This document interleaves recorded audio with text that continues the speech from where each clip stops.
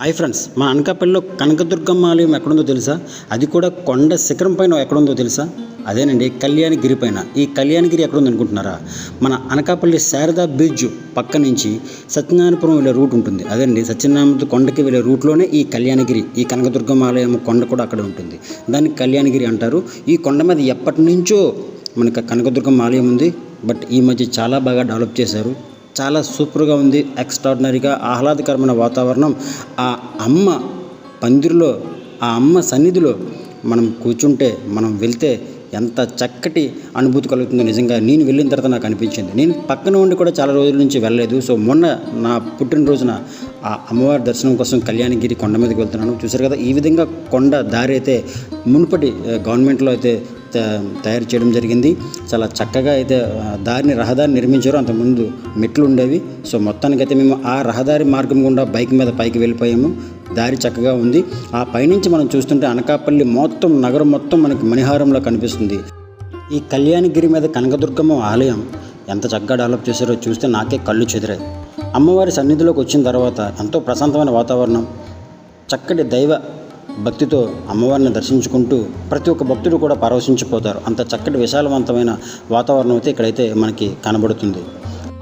ఇంత చక్కగా ఈ ఆలయాన్ని డెవలప్ చేస్తున్న కమిటీ పెద్దలు ఎవరైతే ఉన్నారో వాళ్ళకి నా నమస్సుమాంజలి. ఎందుకంటే ఇంత దగ్గరలో మనకి కనకదుర్గమ్మ ఆలయం ఉండడం, అది కూడా దసరా సమయంలో, ఇప్పుడు మనకు దసరా సమయం. ఈ దసరా సమయంలో మనం ఎక్కడికో దూరం వెళ్ళవలసిన పని లేదు. భవానీ భక్తులు, భవానీమాల వేసిన ప్రతి ఒక్కరికి కూడా ఇది ఒక మంచి సన్నిధి అని మనం చెప్పుకోవచ్చు. అంత చక్కటి విశాలవంతమైన గర్భ ఆలయం అయితే, అదే దేవాలయం అయితే ఇక్కడ ఉంది. అంత విశాలవంతమైన వాతావరణం, విశాలవంతమైన ప్రదేశం అయితే ఇక్కడైతే ఉందని అయితే చెప్పుకోవచ్చు ఈ కళ్యాణగిరి కొండ మీద.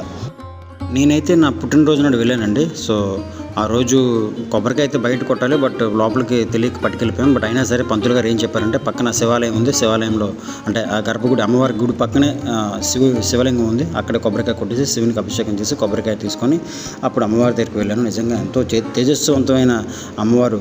మన విజయవాడ ఇంద్రకీలాద్రి పైన అమ్మవారు ఎలా ఉంటారో అదేవిధంగా నాకైతే అనిపించింది. మొత్తానికైతే పూజ అయితే చేసుకున్నాను. అక్కడ పంతులు గారి పర్మిషన్ తీసుకుని నేను వీడియోగ్రఫీ తీసుకున్నాను లోపల గర్భగుడిలో. చాలా చక్కగా మనస్ఫూర్తిగా అమ్మవారికి దండం పెట్టుకొని వీడియోగ్రఫీ అయితే తీసుకోవడం జరిగింది. చూసారా, లోపల కూడా గర్భగుడి కూడా చాలా మంచి ప్రాంగణం ఉంది. చాలామంది అక్కడ భక్తులు కూర్చున్నారు. అలాగే బయట కూడా చాలా చక్కటి ప్రదేశం. చెప్పాను కదా, చాలా విలాసవంతమైన వాతావరణం, చాలా ప్రశాంతమైన వాతావరణం అయితే ఇక్కడ ఉంటుంది. సో ఆ విధంగా అయితే బాగా ఎండ, కొద్దిసేపు వేప చెట్టు కింద కూర్చోవడం కూడా జరిగింది. అలా మనం చూసుకుంటూ పోతే ఆ చుట్టుపక్కల మన అనకాపల్లి పరిసర ప్రాంతాలంతా కూడా చాలా చక్కగా కనిపిస్తాయి. అలాగే గర్భాలయం ముందున, గర్భగుడి ముందున ధ్వజస్తంభం, అలాగే ఆ పక్కన మనకి ప్రసాదం కొనుక్కోవచ్చు, అమ్మవారి ప్రసాదం. సో ఆ ప్రసాదం కొనుక్కొని కూడా మనం ఇంటికి పట్టుకెళ్ళచ్చు. అలాగే ఆలయం ఎదురుగా మనం చూస్తే అనకాపల్లి పట్టణం మొత్తం మనకు కనిపిస్తుంది. అక్కడ చూసారు కదా, శారదా బ్రిడ్జ్, అది కొత్త బ్రిడ్జ్ కదా, అది శారదా బ్రిడ్జ్. ఆ పక్కన చూస్తే మనకి రైల్వే బ్రిడ్జ్, అది చూసారా, అది రైల్వే బ్రిడ్జ్. అలాగే శ్రీ సుబ్రహ్మణ్యేశ్వర స్వామి ఆలయం కూడా ఉంది, క్షేత్ర పాలకుడు అని చెప్పి. అక్కడ కూడా బాగానే నిర్మించారు. సో వెళ్ళాను, సుబ్రహ్మణ్యేశ్వర స్వామిని దర్శించుకున్నాను కూడా. అలాగే దసరా వచ్చిందంటే దేవీ నవరాత్రులు వచ్చిందంటే భవానీ మాలలు ఎక్కువ వేస్తారు. సో భవానీ మాలల కోసం ఇక్కడ భవానీలు, స్వాములు స్నానాలు చేసే స్థలం ఇది కూడా చక్కగా నిర్మించారు, ఎవరికి కూడా ఏ ఇబ్బంది కలవకుండా.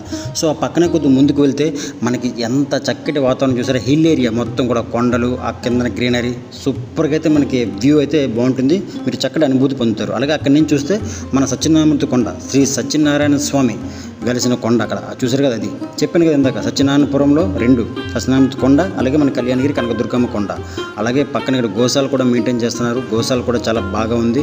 గర్భగుడి వెనకతల అక్కడ శ్రీకృష్ణ దేవాలయం కూడా కట్టారు, శ్రీకృష్ణుడి విగ్రహం, అది కూడా దర్శించుకున్నాము. ఇక్కడ ఇంకో విషయం బలంగా చెప్పుకోవాల్సింది ఏంటంటే, ఇక్కడ నిత్య అన్నదానం జరుగుతుందండి, అన్నదాన కార్యక్రమం. కాకపోతే ప్రతి శుక్రవారం అన్నదానం కార్యక్రమం చేస్తారు. సో ఆ రోజు శుక్రవారం లక్కీగా వెళ్ళాను. కాకపోతే దసరా టైంలో అయితే, ఆ దసరా నవరాత్రులు కూడా నిత్య అన్నదానం ఉంటుంది.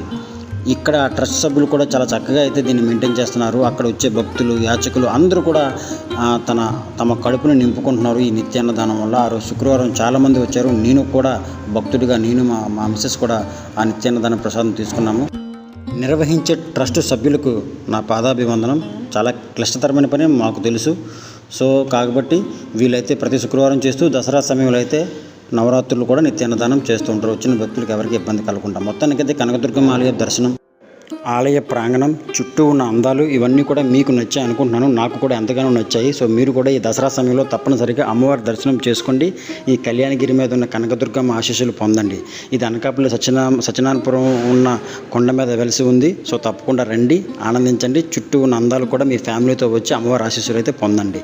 నేనైతే చాలా అయితే ఆనందపడ్డాను. ఈ యొక్క గుడి ఫస్ట్ టైం నేనైతే వచ్చాను, దగ్గరలో ఉండి కూడా నేను రాలేకపోయాను.